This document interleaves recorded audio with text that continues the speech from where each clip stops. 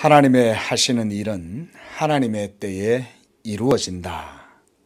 이런 말이 있는데 성경적으로 이 말은 바른 말입니다.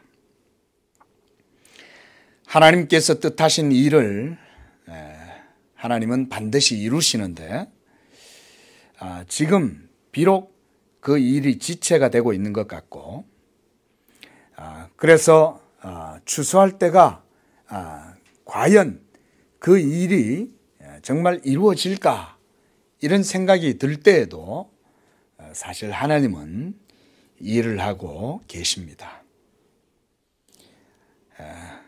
그래서 하나님의 때가 되면 그 일은 반드시 이루어지게 된다는 것입니다.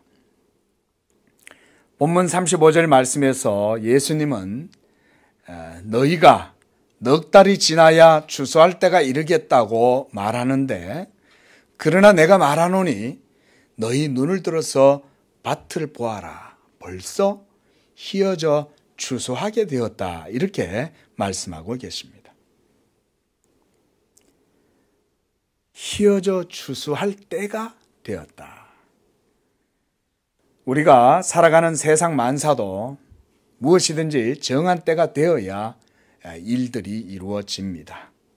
밥도 뜸을 들여야 하고 또 농부가 심을 때도 있고 그리고 거둘 때가 있고 또 추울 때가 있으면 더울 때가 있고 그래서 낮과 밤이 반복되는 것 속에서 이 모든 일들이 이루어지게 되는 것입니다. 그래서 봄철에는 우리가 열매를 얻을 수가 없죠.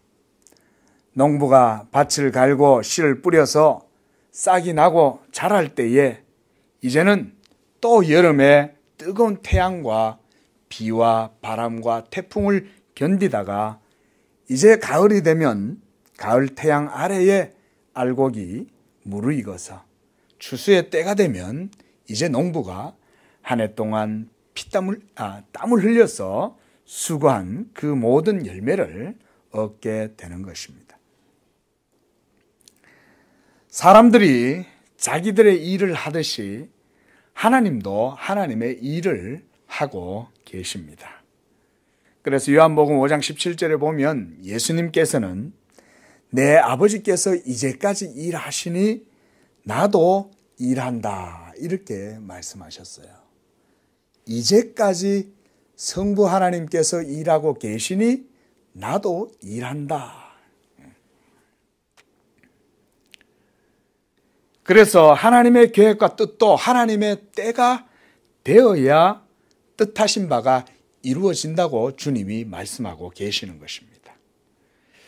성경을 통해서 우리가 볼 수 있는 분명한 사실은 하나님께서 예수 그리스도를 통해서 인류를 죄와 사망에서 구원하시기 위해서 영원전부터 계획하신 그 언약의 경륜이 이제 때가 됨으로 말미암아 시작되었다는 것을 말씀하는 것입니다. 그래서 성경에 보면 하나님의 때에 대한 표현들이 많이 있습니다. 갈라디아서 4장 4절 말씀을 보면 이런 말씀이 있어요. 때가 차매 하나님이 그 아들을 보내셔서 여자에게서 나게 하시고 율법 아래에 나게 하셨다. 또한 다니엘서 8장 17절과 19절에도 보면 하나님께서 이 다니엘에게 이렇게 말씀하셔요. 인자야 깨달아 알지어다. 이 이상은 정한 때 끝에 관한 것이니라. 또한 19절에도 이 이상은 정한 때 끝에 관한 일이다. 이렇게 하나님이 반복적으로 말씀을 하고 계셔요. 하나님의 정한 때가 있다는 것입니다. 그리고 이 일은 그 정한 때 끝에 가서 이 일이 있을 것이다. 이 말씀을 지금 여러분들에게 다 설명을 해드릴 수 없지만 제가 이것을 요약해서 한마디로 말씀드릴 수 있어요. 정한 때 끝에 이 일이 이루어진다. 이 말은 하나님의 때가 바로 예수 그리스도로 말미암아 그 마지막이 이르게 된다는 것입니다. 지금은 종말의 때인 줄로 믿으시기 바랍니다. 지금은 종말의 때예요. 무슨 얘기냐면 예수님이 오셔서 모든 십자가의 구속사역을 이루시고 난 이후부터 지금 2000년이 지난 이 기독교 역사가 바로 하나님의 종말의 때라는 것입니다. 여러분, 종말의 때는 우리 사람의 종말이 아니라 하나님이 일하시는 종말의 때를 말해요. 하나님께는 시간이 없잖아요. 하나님은 역사를 초월하시잖아요. 그 역사를 초월하시는 하나님께 이 모든 우주의 만물, 우주 만물들의 시간은 이제 하나님 앞에서 종말의 때에 처해 있다 이 말인 거예요. 바로 그 종말의 마지막에 하나님께서 어떤 일을 하셨냐? 바로 하나님의 아들 예수를 보내심으로 이제는 하나님의 때가 이제는 막바지에 이르렀다 이렇게 말하는 것입니다. 모든 농사, 한 해의 농사의 막바지에 어떤 일이 일어납니까? 추수가 일어나지요.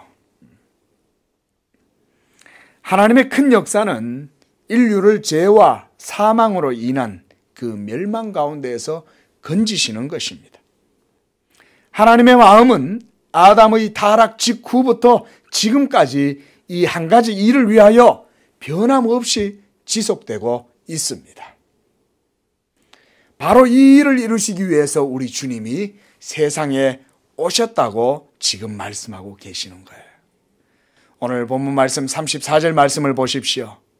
나의 양식은 나를 보내신 이의 뜻을 행하며 그의 일을 온전히 이루는 이것이니라. 나의 양식은 예수님과 대화를 나누던 이 사마리아 여인은 지금 자신 앞에서 자기에게 물을 달라고 하고 있는 이 유대인 선생님이 그가 바로 아주 오랜 옛날부터 율법과 선지자들이 말했던 바로 그 메시아라는 사실을 예수님과의 대화를 통해서 깨닫게 되었습니다.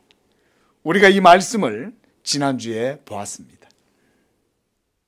여러분, 이 사실을 깨닫게 되었을 때에 이 여인이 얼마나 큰 충격과 놀라움에 빠졌을까? 우리가 한번 생각해 볼 필요가 있어요. 얼마나 놀랐겠습니까? 죄로 인해 고통당하던 당신의 백성을 하나님께서 돌보실 때에 바로 예수께서 하나님이 보내신 자요, 그 메시아가 지금 자기 앞에 호련히 임해 있다는 것은 깨달았을 때에 여러분, 이 여인의 충격은 이루 말로 표현할 수 없을 것입니다. 얼마나 이 여인은 흥분되고 이 여인이 메시아를 만난 그 감격과 기쁨이 얼마나 컸을지 우리가 한번 생각해 볼 필요가 있어요.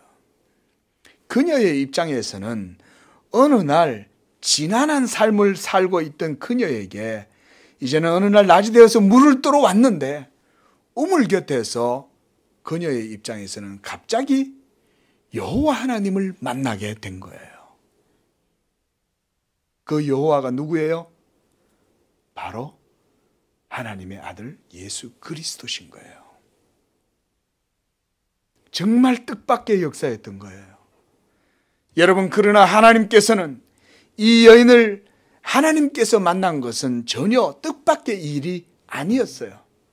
왜냐하면 이 일은 이미 영원 전부터 작정되었던 것이요, 이제 하나님의 때가 되었기 때문에 하나님께서 지금 예수를 통해서 이 여인을 지금 만나고 계시는 것입니다.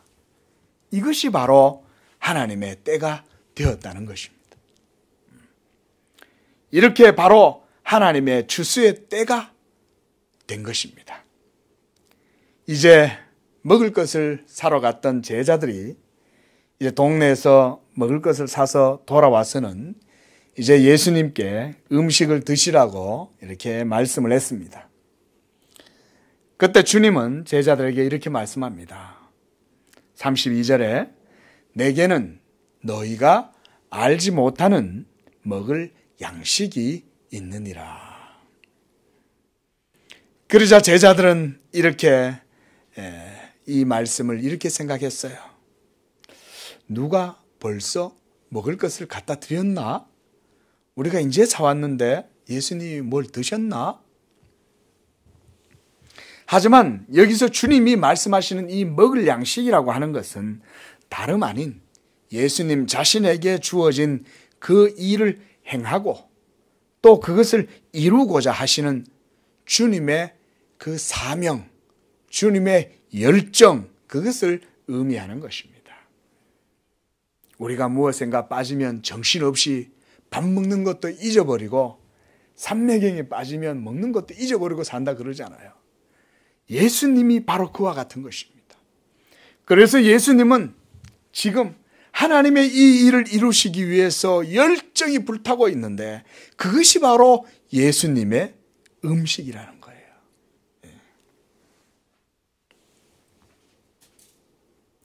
세상 죄인들을 구원하시기 위한 주님의 열정은 바로 자신을 세상에 보내신 성부 하나님의 뜻이었습니다. 특히 우리가 요한복음에서 이와 같은 주님께서 아버지께로부터 보내심을 받았다라고 하는 이런 말씀들을 우리가 많이 볼 수가 있습니다. 특히 이 말씀은 요한복음에서 아주 특별하게 강조되고 있어요. 나는 하나님 아버지께로부터 보내심을 받았다.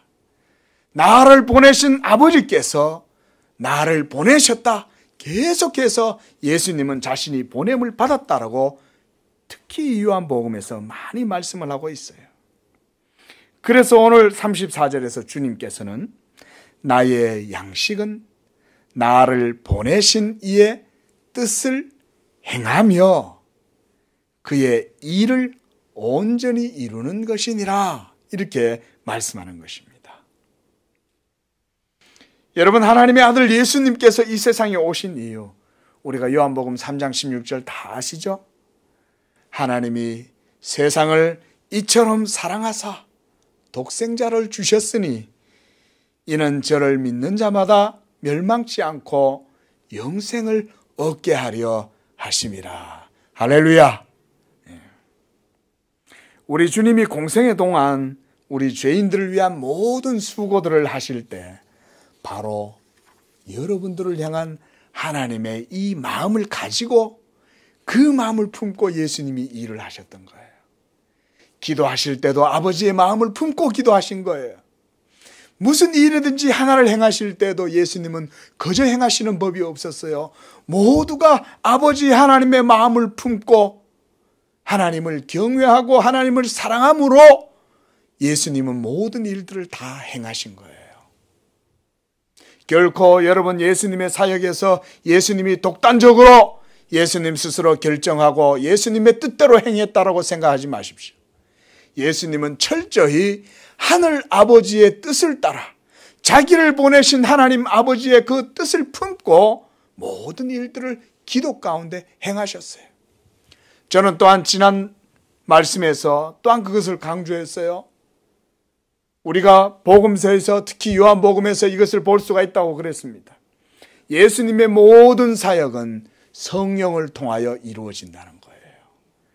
이 여인을 예수님이 지금 만나게 되었을 때 우연이 아닌 것은 성령이 예수님을 이 여인에게 인도해 주셨기 때문에 그런 것입니다. 그리고 예수님은 하나님 아버지의 마음을 품고 지금 잃어버린 한 영혼을 찾으러 사마리아로 찾아오신 것입니다. 그러므로 예수님께서는 이렇게 말씀하신 거예요. 아버지께서는 이렇게 예배하는 자들을 찾으시느니라. 그 사람이 바로 누구였어요? 사마리아 여인.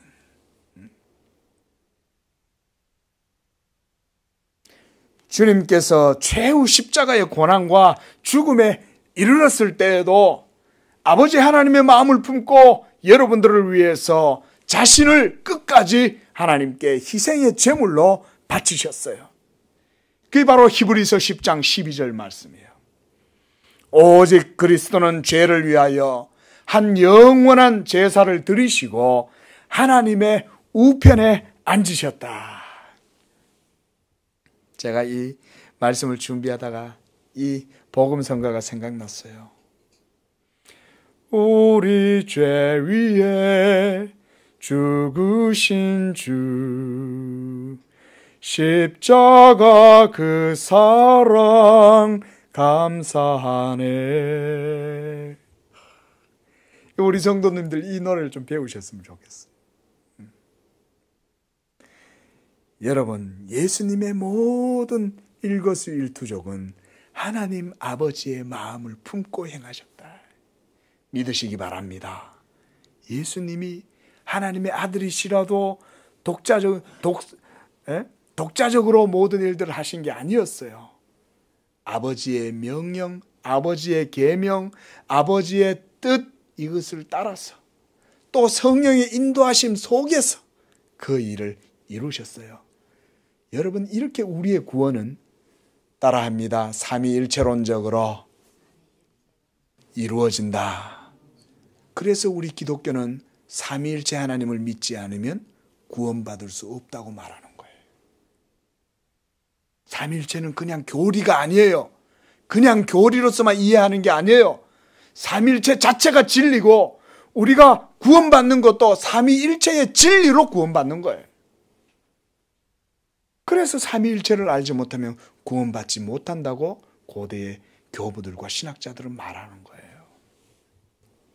이제 이 사마리아 여인은 예수님을 만나서 예수님을 통해서 살아계신 하나님을 알게 되었어요. 야곱의 하나님, 이삭의 하나님, 아브라함의 하나님을 지금 자기 눈앞에서 만나게 된 것입니다. 그토록 오랜 세월 우리 조상들이 기다렸던 그 메시아를 내가 만났다. 메시아를 내가 만났다. 메시아를 내가 만났다. 바로 그 예수가 바로 하나님이었어.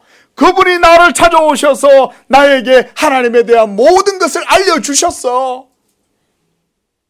여러분, 하나님을 모르고 살아가던 인생이 하나님을 발견했을 때 얼마나 큰 기쁨과 감격에 여러분 사로잡히겠어요. 이 부족한 정도 모태신앙으로 자랐지만 하나님의 은혜를 몰랐어요. 철부지였어요. 중학교 때 하나님의 은혜를 주셨지만 어렸어요. 고등학교 2학년 때 하나님의 성령의 큰 은혜를 받아서 회심을 했지만 곧 철부지가 또 하나님의 은혜를 까먹어 버렸어요. 그런데 때가 되자 여러분들의 모든 삶에도 하나님의 때가 있는 줄로 믿으시기 바랍니다. 기도하십시오. 하나님의 때가 있어요. 여러분들이 지금 기도하는 제목이 있다면 여러분 하나님을 믿으시기 바랍니다. 그러면 하나님이 속히 이루실 거예요. 하나님의 때가 있어요. 제가 22살이 되고서야 하나님께서 그때부터 저를 부르시기 시작하는 거예요. 여러분, 하나님을 만날 때는 여러분들의 삶에 급변한 지각 변동이 일어납니다. 왠지 아세요? 여러분들의 이성과 여러분들의 경험과 여러분들의 삶을 하나님께서 뒤흔들지 않으면, 여러분들의 삶의 중심의 지축을 깨뜨리지 아니하시면 우리가 주 예수의 은혜 앞으로 나아갈 수 없기 때문에 그런 거예요. 이렇게 하나님을 만나면 내 모든 삶이 통째로 하나님 앞에 다 깨어져 나가는 거예요. 나의 이성도 나의 경험도 모두 다 하나님 앞에서 깨어집니다. 하나님이 얼마나 위대하고 크시며 또한 하나님의 사랑은 얼마나 크고 놀라우며 나를 향하신 하나님의 뜻이 얼마나 정확한지, 살아계신 하나님이 얼마나 인격적인지를 하나님을 만나면 깨달아요. 그 하나님이 바로 누구신가요? 바로 예수님이에요. 예수님을 만나면 하나님을 만나는 거예요. 예수님을 만나면 하나님의 사랑을 배우는 것입니다. 이것이 바로 중보자 예수 그리스도예요. 여러분, 얼마나 이 여인이 예수님을 만난, 메시아를 만난 이 기쁨과 감격에 빠졌는지, 예수님을 만나자마자 이 여인의 인생이 그 순간 통째로 순식간에 그 여인의 인생이 변화되어 버렸어요. 이번 주에 성경 공부하면서 말씀드렸죠. 이수정이 일본에 가서 성경을 읽다가 성경에 기록된 그 예수의 복음을 읽는 동안 하나님의 성령이 이 이수정을 붙든 거예요. 그리고 그의 영혼에 말씀의 빛을 비추자 예수가 하나님의 아들이었구나. 예수가 이 세상에 오신 하나님이시고 예수의 복음이 진짜 진리구나. 이 복음이 우리 한반도, 우리 조선에 이 예수의 복음의 빛이 비치면 이 한반도는 계몽이 되겠구나. 개혁이 되겠구나. 변화되겠구나. 여러분, 이 한반도가 지금 이 땅이 이렇게 된 것은 여러분 예수의 복음 덕분이에요. 예. 우리가 새벽종이 울렸네, 새마을 운동하고 그래서 된 게 아니에요. 새벽종이 울렸네 할 때, 새벽종이 울릴 때 일어나는 그 힘은 하나님이 주시는 거예요. 사람들이 이걸 몰라요. 새벽종이 울려서 자기가 듣고 일어났다고 생각하는 거예요. 그게 아니에요. 하나님이 힘을 주시는 거예요. 여러분, 사람이 아무리 노력해도 안 됩니다. 인생을 정말 깊이 깨달으면 이걸 깨닫는 거예요. 내 힘으로 안 되는구나. 바로 이것이 그 여인으로 하여금 열정에 사로잡히게 한 거예요. 자신의 비천하고 저속했던 삶 속에서도 하나님이 자신을 보고 계셨다. 하나님이 나에 대해서 관심을 가지고 계신다. 이 여인이 예수님을 만났을 때 그걸 깨달은 거예요. 얼마나 기쁘겠어요. 이렇게 하나님을 알게 되면 비로소 자신을 알게 되는 것입니다.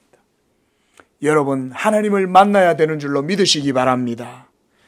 예수님을 만나면 살아계신 참 하나님을 만나게 됩니다. 비로소 예수님을 통하여 진리의 하나님 삼위일체를 알게 되는 거예요. 어떤 분이 그래요. 하나님, 목사님, 하나님이 삼위일체시라는데 성부와 성자와 성령은 삼위신데 또 이분들은 세 분이 아니라 한 분이시라는데 도대체 그 삼위일체를 제가 어떻게 이해해야 됩니까? 여러분, 여기에 성경은 분명한 답이 있습니다. 이건 사람의 논리를 이해할 수 없어요. 성경의 답은 뭐냐? 네가 예수 그리스도를 믿으면 삼위일체를 알게 된다, 이렇게 말해요. 그러니까 예수를 믿지 않고서 삼위일체는 인간의 그 어떤 수학적 논리도, 어떤 철학적 논리와 지혜로도 삼위일체는 절대 이해할 수 없어요. 그렇죠? 왜? 삼위일체는 하나님 자신이시기 때문에, 창조주시기 때문에. 이렇게 하나님을 알게 되면 그때야 비로소 자신에 대해서 알게 되는 것입니다. 하지만 자신의 지난날의 삶이 추하고 부끄럽고 되돌아보고 싶지도 않은 그런 흑역사.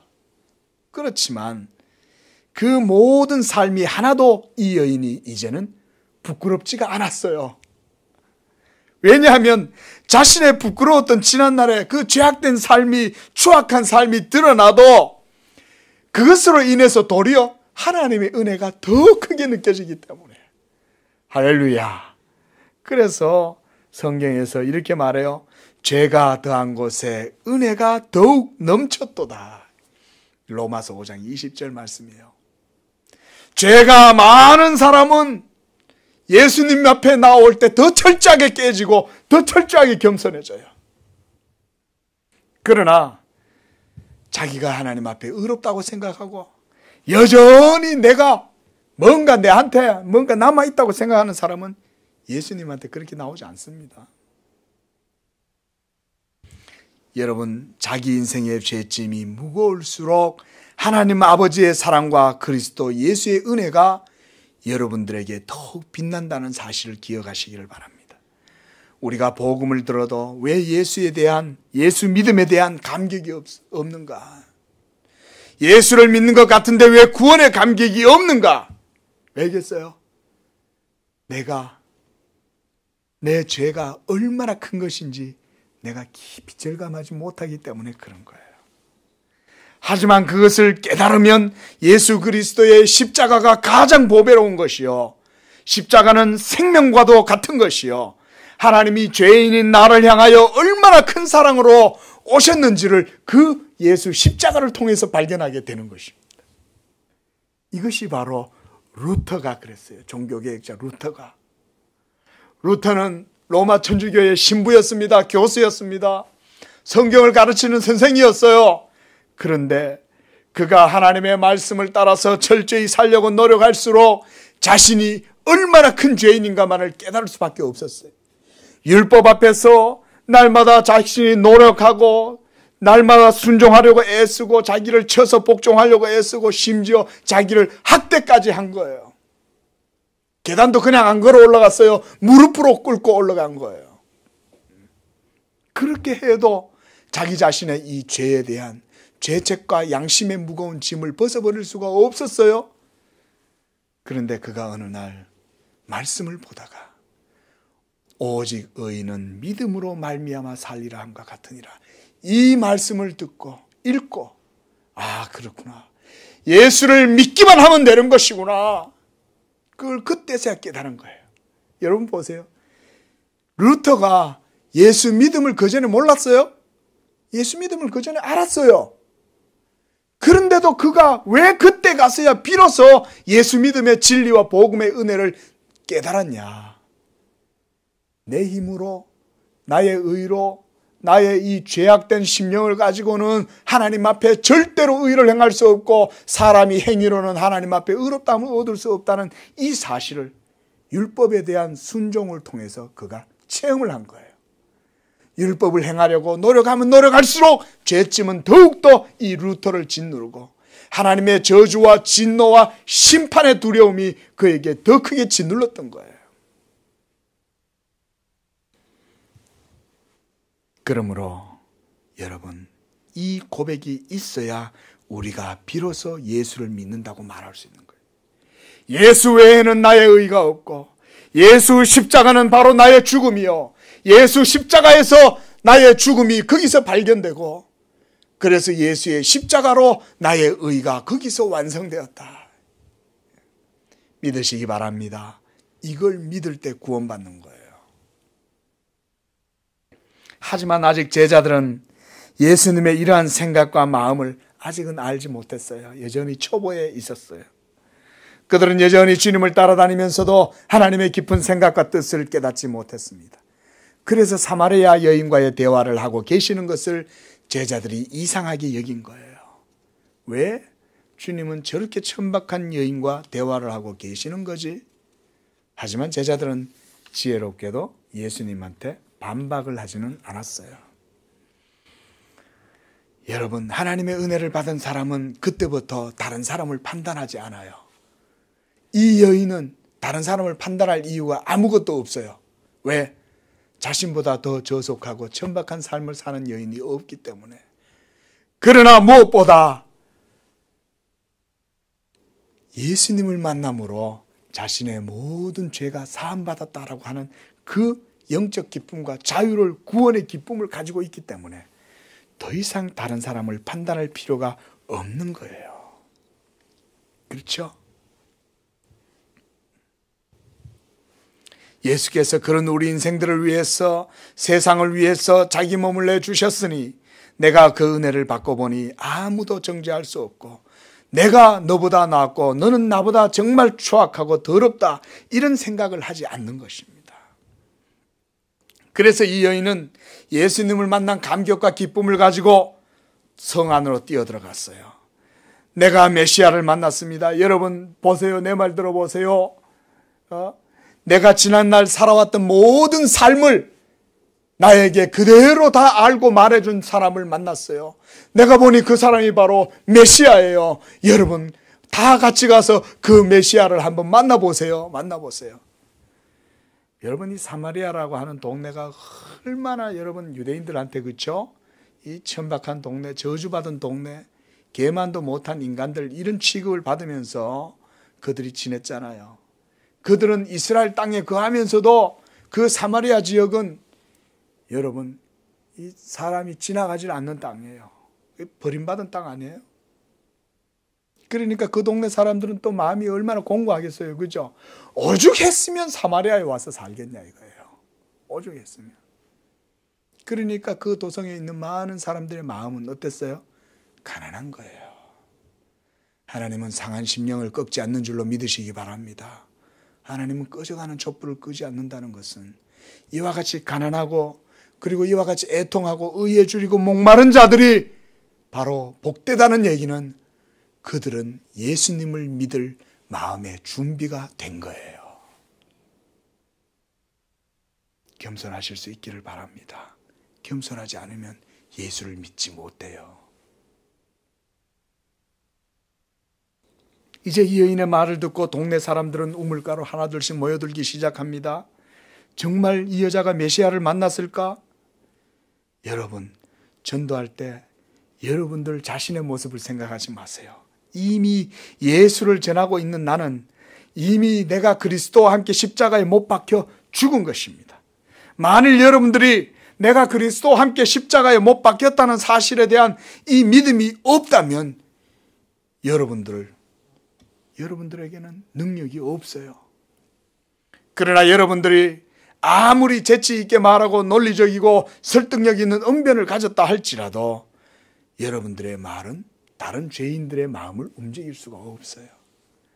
그러나 내가 그리스도와 함께 십자가에 못 박혔고 이제는 내가 사는 게 아니라 내 안에서 나를 사랑하사 나를 위하여 자기 몸을 십자가에 버리신 바로 그 예수 그리스도 하나님의 아들을 믿는 믿음 안에서 살아가는 자, 이런 고백이 있는 사람은 나가서 복음을 전하면 사람의 마음을 움직일 수 있습니다. 이것을 위해서 기도하시기를 바랍니다. 하나님, 내가 비록 신학도 모르고 교리도 잘 모르고 그렇지만 제가 기도합니다. 주여, 나로 하여금 온전히 십자가의 사람이 되게 하여 주시옵소서. 나로 하여금 온전히 십자가에 못 박고 이제는 예수로 말미암아 내가 새 생명이 되었다는 이 믿음을 나로 갖게 하시고 성령으로 거듭난 은혜를 허락하여 주옵소서. 이러한 은혜를 가지면 누구라도 이 여인과 같이 많은 사람들을 주님께로 인도할 수 있는 것입니다. 여러분 보세요. 이렇게 하나둘 몰려오는 이 사마리아 사람들을 쳐다보면서 주님이 35절에 이렇게 말씀하고 계셔요. 너희는 넉 달이 지나야 추수할 때가 이르겠다 하지만 그러나 나는 너희에게 이르노니 너희 눈을 들어 밭을 보아라. 희어져 추수하게 되었다. 이 말은 무슨 얘기겠어요? 지금 계절이 추수할 시기가 됐다는 얘기를 얘기하시는 게 아니죠. 무슨 얘기를 하시는 거예요? 지금 예수님이 영적인 의미로 얘기하시는 거죠. 바로 하나님의 구원의 때가 이르러서 이렇게 이제는 구원의 열매들이 점점점 이제 추수의 시기가 됐다 이 말인 거예요. 뭘 보고 예수님이 그 말씀하시는 거예요? 사마리아 사람들이 지금 예수님께로 복음을 들으려고 나올 때에 이 여자의 말을 듣고 예수님을 믿었을 때에 추수의 때가 이르렀다는 거예요. 하나님의 때가 예수님이 오신 그때 모두 다 이루어지는 줄로 믿으시기를 바랍니다. 이게 하나님의 때인 거예요. 이렇게 주님이 말씀하시는 추수의 때, 바로 하나님 예수님 자신이 하나님의 뜻에 순종하심으로 십자가의 고난과 죽으심을 통해서 하나님의 의를 이루시고 그리고 구원을 완수하실 그때가 가까웠다는 것입니다. 그리스도께서 십자가로 이 구원을 이루시면 하나님의 모든 의가 거기서 이루어지게 될 것이기 때문이었습니다.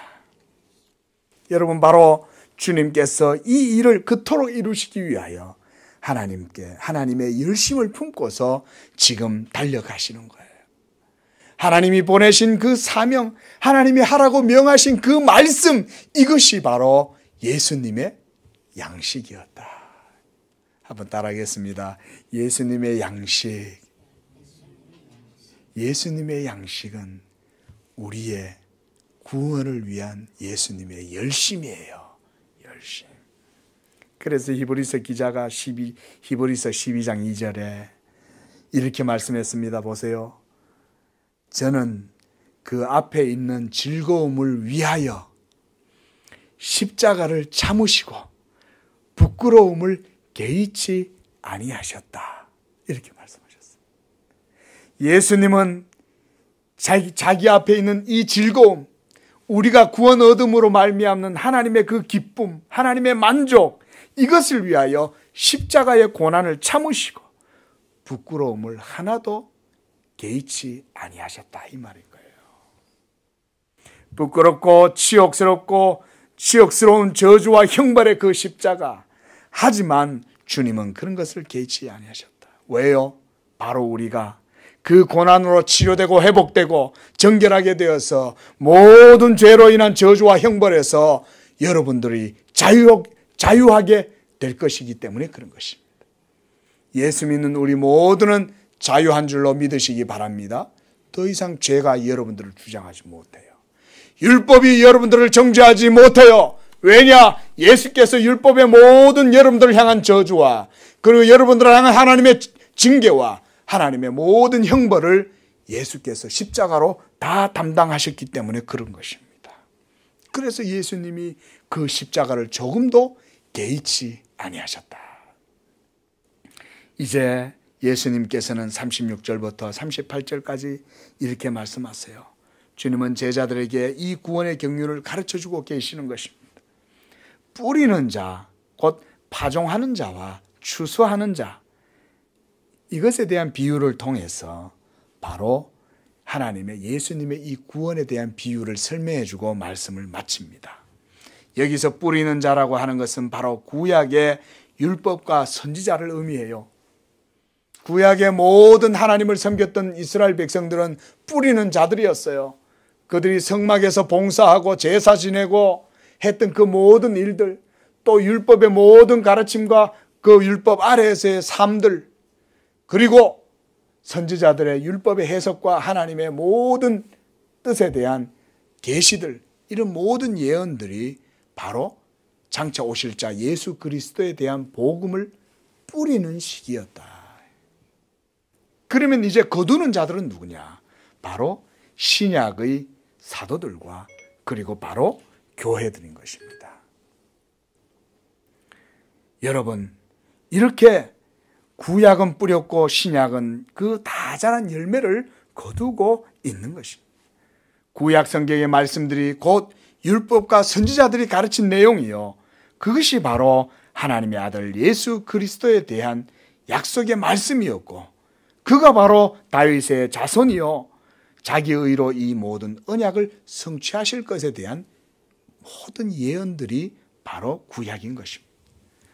그리스도께서 이 언약의 말씀을 따라 이제 이 세상에 오셨어요. 아까 말씀드렸던 갈라디아서 말씀처럼 때가 참에 하나님의 아들이 여인에게서 나시고 율법 아래에서 나셨다. 바로 그 말은 그와 같은 거예요. 이 세상 마지막 종말이 이르렀을 때, 이 마지막 때에 가서 그 마지막 때의 때, 가장 마지막 때에 예수님이 오셔서 이러한 구원의 일들을 이루시는 것입니다. 사랑하는 성도 여러분, 여기 계시는 신약의 우리 교회와 우리 양재교회 모든 성도들은 이제 예수 그리스도의 복음의 열매를 거두는 자들인 줄로 믿으시기 바랍니다. 여러분들이 진짜 주수꾼들이에요. 저쪽 과천에 있는 사람들이 주수꾼이 아니라, 진짜 성경의 주수꾼들은 이런 주수꾼들이에요. 예수 그리스도의 복음의 은혜를 믿고 그것에 따라서 감사하고 살아가는 여러분들이 삶 속에서 이와 같은 주수꾼이 되는 것입니다. 우리 교회도 주수꾼이 되는 거예요. 그러므로 여러분 생각해 보세요. 상은 누가 받아야 돼요? 뿌린 자들이 상을 받아야 돼요? 거두는 사람들이 상을 받아야 돼요? 세상의 논리로 하자면 뿌리고 수고하고 피땀 흘린 사람들이 그 노고에 대한 상을 받아야 되지만, 하나님 나라의 상은 그렇지 않아요. 뿌린 자들도 하나님의 은혜 가운데에서 뿌렸고 그 열매를 거두고 그 열매를 추수함으로 인해서 누리는 그 농부의 추수의 기쁨도 거두는 사람들이 누리는 거예요. 왜냐하면 하나님의 나라는 무슨 원리요? 은혜의 원리. 값 없이 주시는 은혜. 구약의 모든 이스라엘 역사도 하나님의 은혜예요. 그들이 수고했다고 해서 그들이 대단한 게 아니에요. 하나님이 은혜로 그들에게 수고하게 하신 거예요. 여러분들에게 예수의 십자가를 짊어지게 하시고 예수의 믿음으로 말미암아 여러분들이 십자가를 지고 그리스도를 따라가는 삶을 하나님이 여러분들에게 허락하신 것은 하나님의 은혜인 줄로 믿으시기 바랍니다. 은혜예요, 은혜. 우리가 주님을 위해서 섬기고 주님을 위해서 노력하고 주님을 위해서 애쓰고 주님을 위해서 헌신하고 섬기는 그 모든 것들도 여러분 은혜인 줄로 믿으시기 바랍니다. 여러분들이 뿌리고 여러분들이 수고하면요, 반드시 그 믿음에 대해서 누군가 거둬요. 할렐루야. 하나님은 굳게 하세요. 그러나 뿌린 자들의 수고와 노력도 하나님은 다 받으세요. 그러나 하나님의 나라는 그저 값 없이 남이 뿌려놓은 걸 가가지고 내가 추수를 할 때 그 추수의 기쁨을 내가 누릴 때에도 거기에도 하나님의 은혜는 동일하게 있어요. 이것이 바로 하나님의 나라인 것입니다.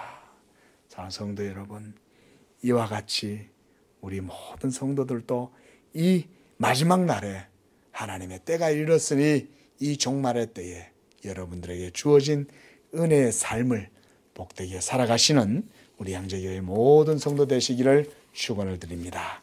기도하겠습니다.